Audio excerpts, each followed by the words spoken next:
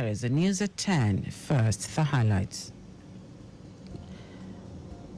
Governor Sanwo-Olu charges Nigerians to promote good governance and transparency. Transmission Company of Nigeria restores power supply to northern states. On the foreign scene, rescue operations continue in Spain after flash floods claim about 95 lives. And in sport, Chairman of National Sports Commission congratulates Flying Eagles on successful WAFL B Under-20 title defense. Now the details. I am Dele Agadumo. Lagos State Governor Babajide Sanwo-Olu has charged Nigerians, particularly Lagos residents, to promote the values that underpin good governance to ensure a future where the state's economic environment will empower and uplift its citizens. He said strong governmental institutions, effective leadership, and an unwavering commitment to transparency will build a strong and thriving economy. Governor Sanwo-Olu spoke at the opening ceremony of the 2024 annual conference of the Chartered Institute of Directors in Victoria Island, Lagos. He said the theme of the conference, Good Governance as a Catalyst for Economic Recovery, Growth and Development, captured the current challenges and illuminates a path towards a more resilient and prosperous future. Former chairman of the Independent National Electoral Commission, INEC, Atahiru Jega, while delivering the conference lecture, called for a reform of the leadership recruitment process, noting that the major challenge confronting Nigeria is that most of the leaders are not prepared for leadership. Also speaking, President and Chairman of Council of the Chartered Institute of Directors, Tijani Borodo, said the institute proudly leads the charge in promoting corporate governance across the country. Lagos State Governor Babajide Sanwo-Olu has described the Ibom Towers project as a beacon of the fruitful alliance between Lagos and Akwa Ibom State. Speaking at the groundbreaking ceremony of Ibom Towers in Victoria Island, Governor Sanwo-Olu said it would create a unique space that encourages business, investment, vibrant community life, and embodiment of a collective vision for Nigeria's growth, driven by creativity, collaboration, and a commitment to excellence. This is what the government is supposed to be. We're supposed to do peer review. We're supposed to look at where you have comparative advantage and utilize that comparative advantage to the benefit and to the betterment of your people. And so indeed, we are happy that Akwa Ibom State and the Akwa Ibom government has made this decision. The investment will be safe. We can assure you that your investment has received all of the fiscal planning approval without missing out on any. Akwa Ibom State Governor Umar Eno, who performed the groundbreaking ceremony of the residential 18-story high-rise apartment block, noted that the building is purely an investment for future internally generated revenue, a store of value, and preservation of the commonwealth of the citizens of Akwa Ibom State, funded by the state. I'd like to assure you, sirs, your excellencies, that your investments will not be in vain. We're now looking at the adjusted Dele Agadumo property, and we believe that we can make good money out of that estate. Very soon, we'll approach the House of Assembly so we can turn that property to high-rise office buildings that will increase our state's IGR. Governor Eno called on government at all levels not to depend on taxation, but look inward to generate revenue, especially the real estate sector. Lagos State Safety Commission has urged sand miners and dredgers in the state to be mindful of the importance of their lives while at dredging locations and mining sites in all nooks and crannies of the state. Director General of the Commission, Lanre Mojala, gave the advice at a one-day meeting with stakeholders in the sector. Mojala maintained that the security of lives and property is very paramount. Hence, the law that established the Lagos State Safety Commission, especially as it relates to dredging and mining sectors, stipulates that all hands must be on deck to ensure there is no loss of life during dredging and mining activities in any part of the state. He averred that the essence of the stakeholders' meeting was not to force anything on people, but to deliberate together and proffer solutions to avoid unforeseen occurrences on dredging and mining sites. President Bola Tinubu has appointed Major General Olufemi Oluyede as the acting chief of Army Staff. President Tinubu's special advisor on information and strategy, Bayo Ononuga, in a statement said Oluyede will act in the position pending the return of the indisposed substantive chief of Army Staff, Lieutenant General Taurid Lagbaja.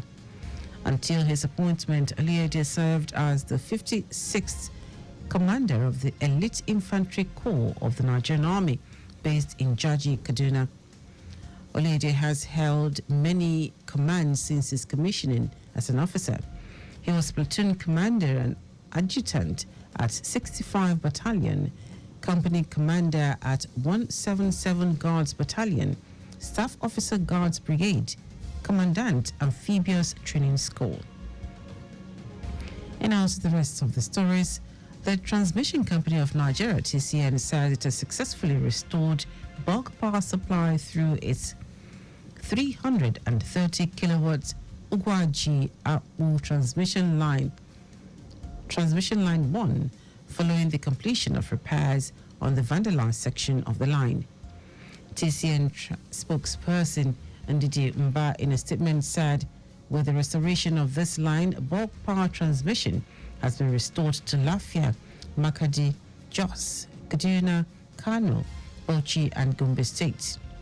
Mba said as restoration effects continue, with the TCN engineering team preparing to commence work on the second 330 kilowatts transmission line, all necessary materials for the repairs are on hand and work will begin as soon as the site is secured for the safety of personnel to the affected sections of the vandalized 330 kilovolts transmission line 2. It will be recalled that the northern region has been without electricity for over a week. The outage was said to have been triggered after the tripping off of 330 kilovolts circuit transmission line between Benue and Enugu. The transmission line between Shiroro and Kaduna was also affected, affecting Kano, Gombe, Kebbi, Jos, Kaduna, Benue, Bauchi, Adamawa, Taraba, Borno, Kwara, Nasarawa, and Yobe State. The Federal Competition and Consumer Protection Commission has sounded the alarm on a cartel manipulating market prices nationwide, inflating costs for goods and services despite government stabilization efforts. Addressing stakeholders during a one-day engagement on exploitative pricing in Uyo, Akwa Ibom State, FCCPC Chief Executive Officer Tunji Bello revealed that the Commission's investigation in major cities have uncovered troubling practices. In the poultry sector, Bello highlighted how influential players are dictating prices, severely impacting smaller producers. He explained that these entities injected substantial capital into the market, ultimately controlling 80 to 90% of the poultry sector. Bello emphasized that this manipulation is why prices remain high despite various governmental support for the industry.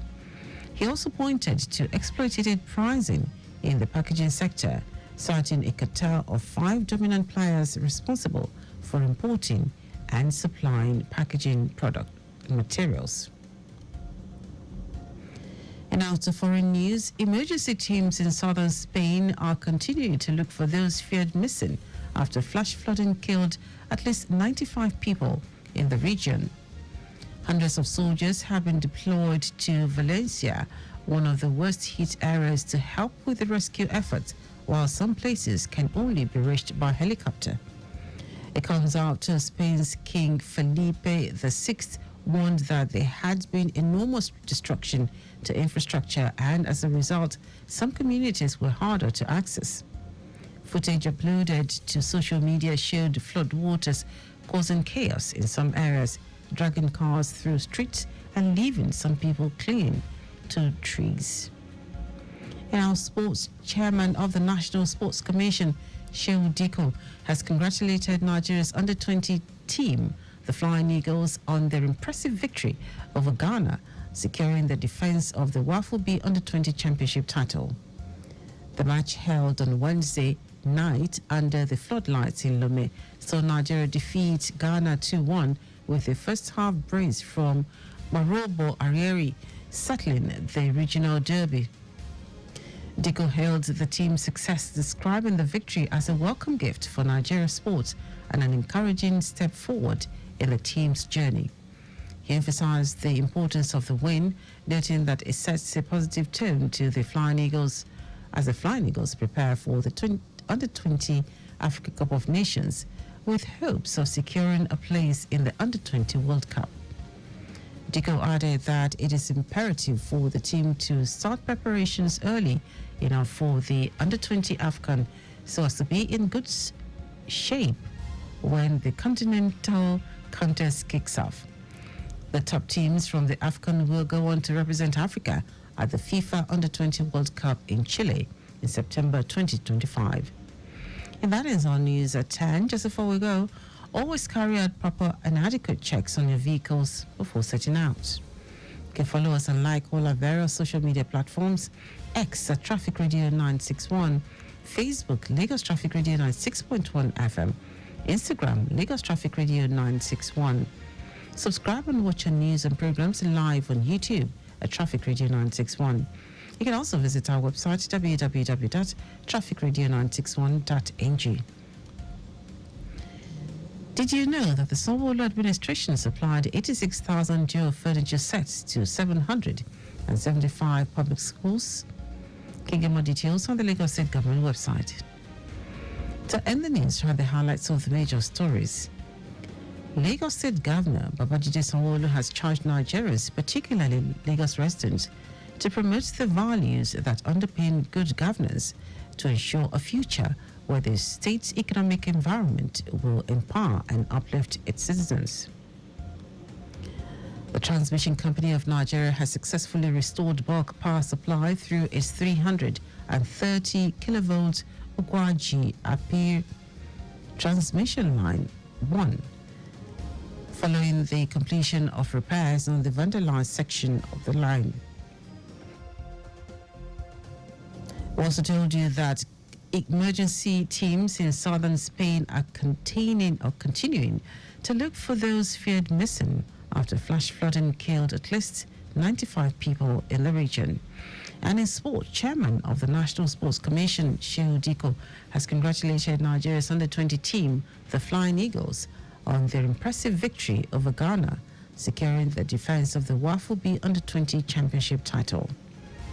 For contact with the newsroom, send a message to info@trafficradio961.ng. And that is the news broadcast compiled by Abiola Fagbalagun. I am Dele Agadumo. Good morning. Thank you for listening.